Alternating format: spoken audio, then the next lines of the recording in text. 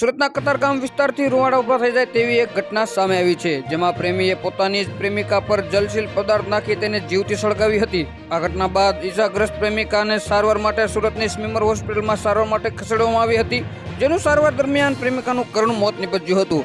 બીજી તરફ કતારગામ પોલીસે આ ઘટનાની પ્રેમી વિરુદ્ધ હત્યાનો ગુનો નોંધી તેની ધરપકડ કરી છે। પ્રેમીને બીજા સાથે સંબંધ હોવાની શંકા હતી। પ્રાપ્ત માહિતી અનુસાર સુરતના લલિતા ચોકડી પાસે રાધા નામની મહિલા પોતાના પરિવાર સાથે રહેતી હતી અને છૂટક મજૂરી કરી પરિવારનું ગુજરાન ચલાવતી હતી। રાધા 8 વર્ષથી શંભુ આડા નામના યુવાન સાથે લિવ ઇન રિલેશનશિપમાં હતી। તેનો પતિ માનસિક રીતે અસ્થિર હોવાથી તેને છોડી મૂક્યો હતો અને 8 વર્ષથી શંભુ સાથે રહેતી હતી। આ દરમિયાન શંભુને એ વાતની આશંકા હતી કે રાધાનું ત્યાં જ રહેતા એક યુવાન સાથે આડા સંબંધ છે, જેની શંકા રાખીને રાધાની હત્યા કરવાનું કાવતરું ઘડી કાઢ્યું હતું। આ માટે મોડી રાત્રે જ્યારે રાધા તેની પુત્રી સાથે સૂઈ રહી હતી ત્યારે શંભુ ત્યાં આવ્યો હતો અને તેને જલશીલ પદાર્થ ઉપર છાંટ્યું હતું અને તેને સળગાવી દીધી હતી।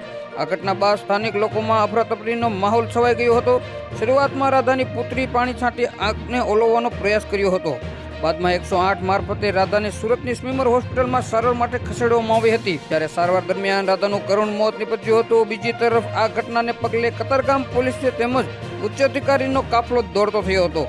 પોલીસની ટીમે તાત્કાલિક ધોરણે હત્યારા એવા શંભુ વિરુદ્ધનો ગુનો નોંધી તેની શોધખોળ શરૂ કરી હતી, જ્યાં ગણતરીના કલાકોમાં જ કતારગામ પોલીસે હત્યારા એવા શંભુની ધરપકડ કરી હતી અને તેની જેલ ભેગો કર્યો હતો। હાલ તો કતારગામ પોલીસે શંભુ કેરોસીન ક્યાંથી લાવ્યો હતો તે અંગે તપાસ હાથ ધરી છે। પળે પળની અપડેટ મેળવવા માટે અમારી ચેનલને લાઇક કરો, સબસ્ક્રાઇબ કરો અને બાજુનું બેલ આઇકન પ્રેસ કરો, જેથી કરી અમારા હરેક વિડીયોની નોટિફિકેશન તમને મળતી રહે।